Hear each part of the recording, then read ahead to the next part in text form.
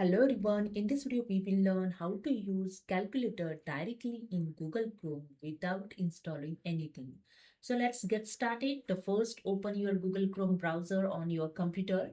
Now go to the search bar and simply type your calculation. So for example, here I type 46 plus 67 and you can see it in below the search bar. The Google is instantly show the calculated result. Okay.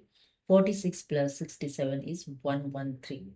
Okay. And here you can even use the square root, percentage, and any advanced math.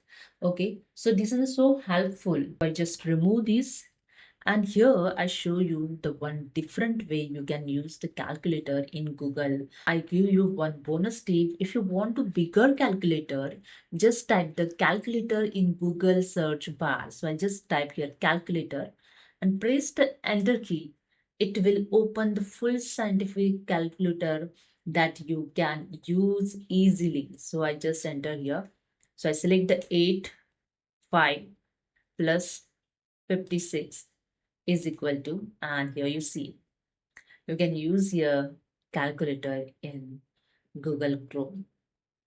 Hope you understood. If you like this video, please subscribe. Thank you so much.